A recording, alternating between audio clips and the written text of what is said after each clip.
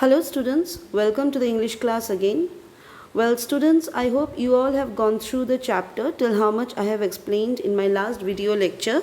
We have already gone quite far in this explanation of the chapter, isn't it? And we have seen that in this chapter how Gandhi, we have been taught that how Gandhi had come to Champaran, of course persuaded by Rajkumar Shukla, and after coming to Bihar, how he got himself acquainted with the scenario of the sharecropping business, about the English landlords from the prominent lawyers of Bihar. Okay, we have also seen that when he went, he had deeply concentrated into this problem and went on to do some investigations on the sharecropping business, how he was taken to the court, how the lawyers and the judges, they wanted to put a blame game on Gandhi, but Gandhi very diplomatically had escaped from that particular trial, okay, and he was released, isn't it, by the court.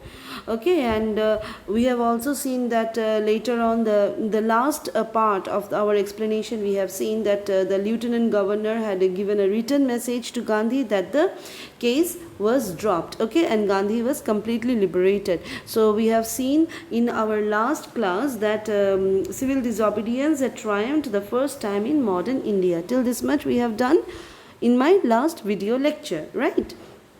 So today we will start from Gandhi and the lawyers. So what exactly happened? Civil disobedience movement have triumphed. Means civil disobedience movement here refers to that disobedience, isn't it? That is how Gandhi had disobeyed the administrative order that was given to him, that he needs to, that he should leave Champaran, and he did not listen to the order, and as a result he was taken to the court, and then we find that the case was completely dropped.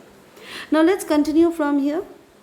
Gandhi and the lawyers now proceeded to conduct a far-flung inquiry into the grievances of the farmers.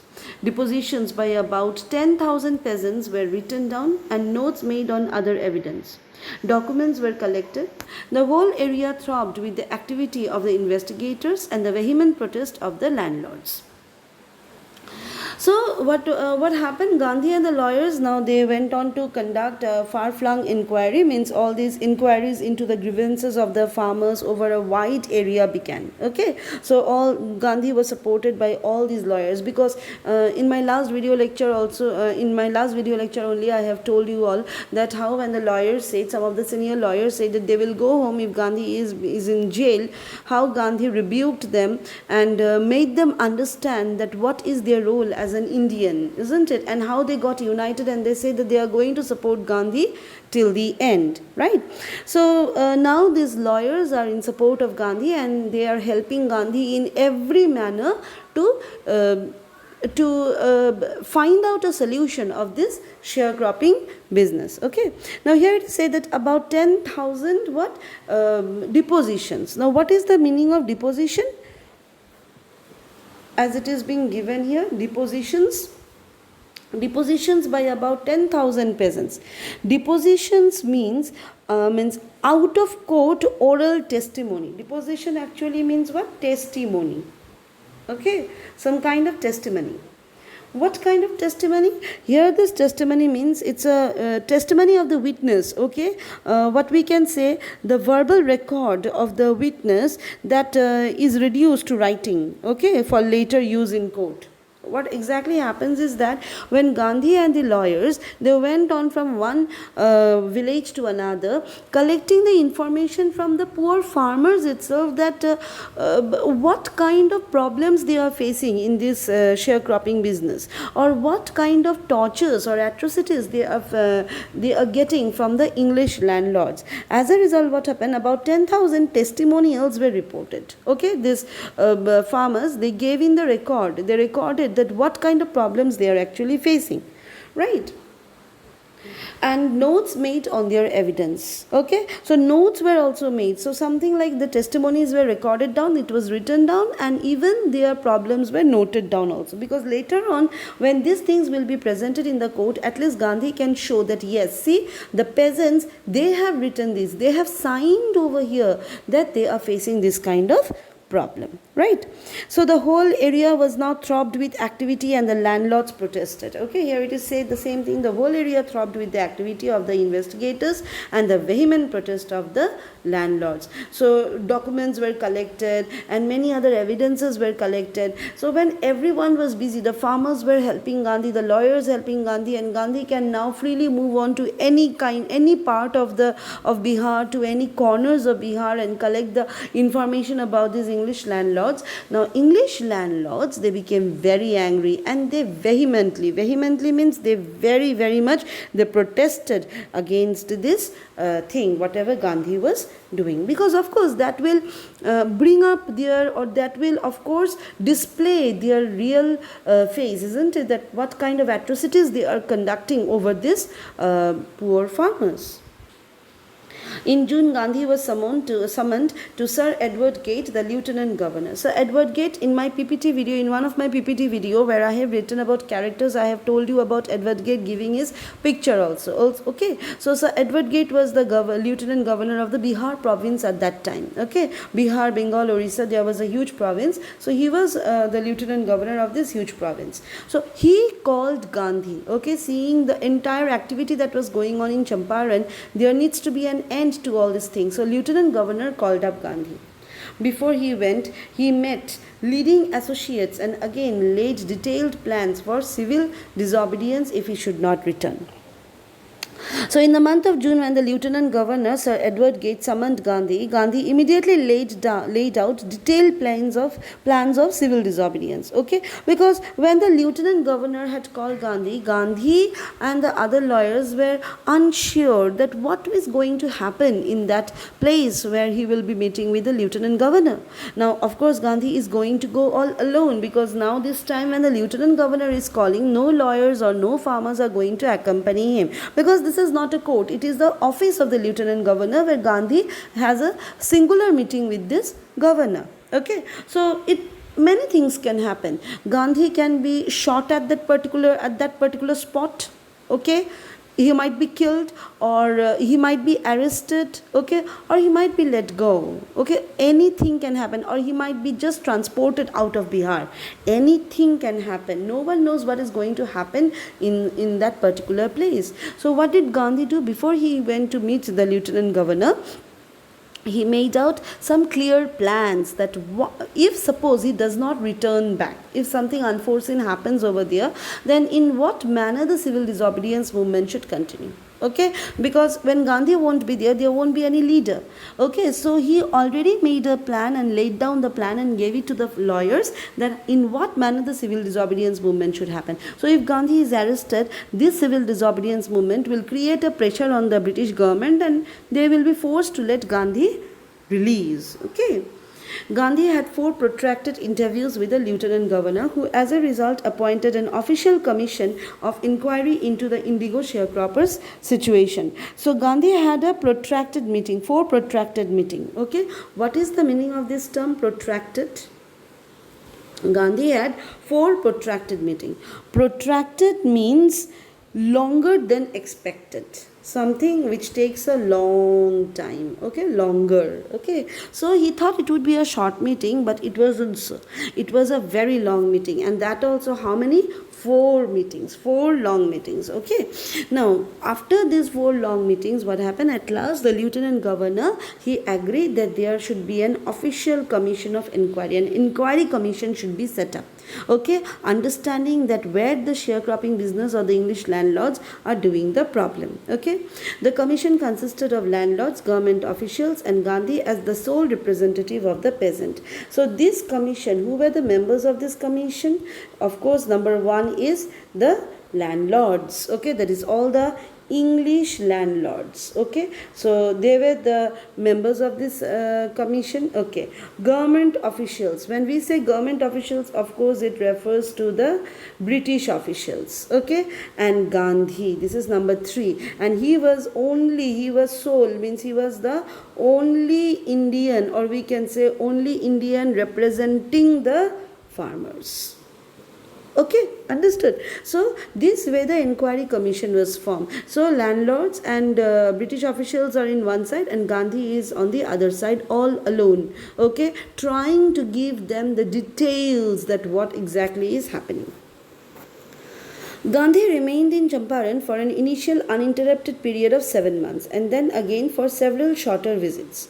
The visit, undertaken casually on the entreaty of an unlettered peasant in the expectation that it would last a few days, occupied almost a year of Gandhi's life.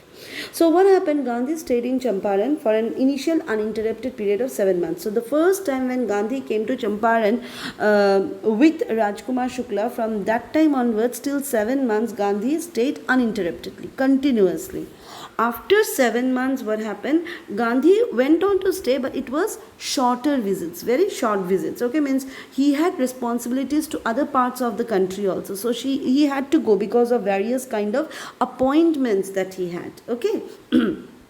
So he used to return back. After completing his appointment, again he used to return back. The visit, undertaken casually on the entreaty of an unlettered peasant in the expectation that it would last a few days, occupied almost a year of Gandhi. So what happened? Whenever Gandhi went out from Champaran, he would again be called out by an unlettered peasant, an entreaty. Entreaty means request. Okay, so any unlettered peasant means illiterate. Okay, someone who is illiterate. Okay, so some illiterate peasant like Rajkumar Shukla would request Gandhi to come to Champaran, okay, in the hope that Gandhi would stay for a few more days and would solve their problem. And in this way, what happened? It took around 1 year, completely it took 1 year, means the entire 1917 was occupied by, means Gandhi was occupied in this Champaran case.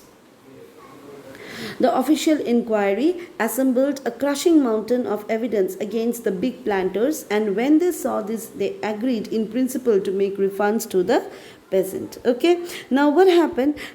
All the evidences that were collected by Gandhi and the lawyers, okay, again means against these English landlords, that all came true. All the evidences were overwhelming. Okay, it was like overwhelming, crushing mountain of evidences. Crushing mountain of evidences means overwhelming evidences. Okay, so all these evidences were so very true that the English planters, this English indigo planters, they accepted that yes, they have done it.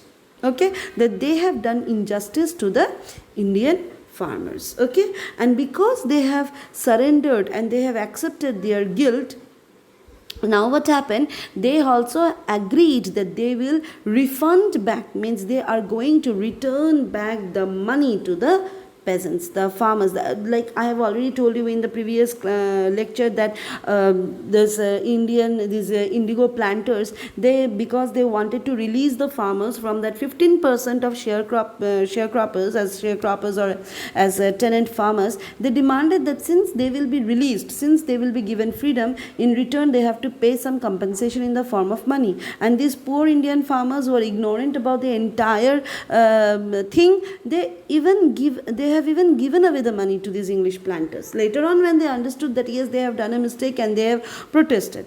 Now those money the English planters are ready to return back to the farmers. But now the question have arisen, a very important question arises, that how much money must we pay? Okay, so that is what they asked Gandhi. So how much money? What should be the actual law? The actual thing should be, they should not have even asked this question, isn't it? They should have immediately given away the entire money, all the money that they have collected. But no, they are British and they are diplomatic. Okay, so they asked Gandhi that how much money should they return back? Okay, should they repay back? And what happened next? We will see here. They thought he would demand repayment in full of the money which they had illegally and deceitfully extorted from the sharecroppers. So what they thought that Gandhi would now demand full repayment of the money, because they have collected the money from the sharecroppers in a very illegal manner. They have cheated the sharecroppers.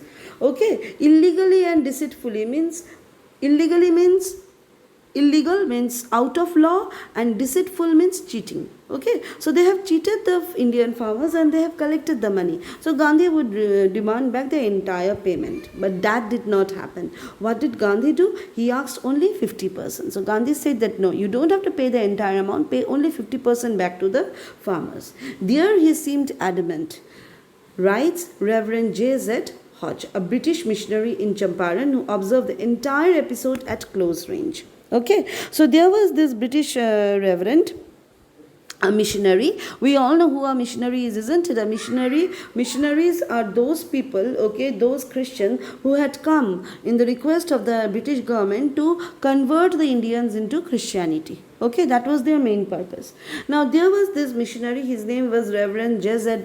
Hodge. He had observed the entire Champaran Satyagraha episode very closely. Okay, so they were very much surprised to hear that Gandhi demanded only 50%. And Gandhi was very much adamant. Adamant means he was strict. Okay, he stuck to whatever he demanded, that 50% only has to be given. Right? Okay. Thinking probably that he would not give away, the representative of the planters offered to refund to the extent of 25%, and to his amazement, Mr. Gandhi took him at his word, thus breaking the deadlock. So now this representative of the landlords, they thought that Gandhi would not agree to 25% because he is adamant in the 50% refund. But when they said that they can return back only 25%, very surprisingly, they were quite surprised to see that Gandhi agreed to that also. Okay, said that okay, then return 25%. Okay, and thereby what happened? Gandhi completely broke the deadlock. Okay, the entire thing that was going on between these English landlords and the farmers, it was completely broken down. Right. This settlement was adopted unanimously by the commission. So, because they said 25% and Gandhi also agreed, so unanimously means everyone, all those who were present, without any other doubts being reasoned, they all agreed to this particular decision, that they are going to return back only 25%. Okay. Gandhi explained that the amount, now that Gandhi had agreed to 25%, why did he do so? The reason is given here. So in the board exam, one question comes very repeatedly, that why Gandhi agreed to only 25%? Why Gandhi agreed to only 25% refund to the Indian peasant? Okay, this answer is very important. Okay, please underline this answer. Okay, what does the answer say? The answer say Gandhi explained that the amount of the refund was less important than the fact that the landlords had been obliged to surrender part of the money and with it part of their prestige. Therefore, as far as the peasants were concerned, the planters had behaved as lords above them. Okay, so Gandhi explained that how much money had been returned is not important.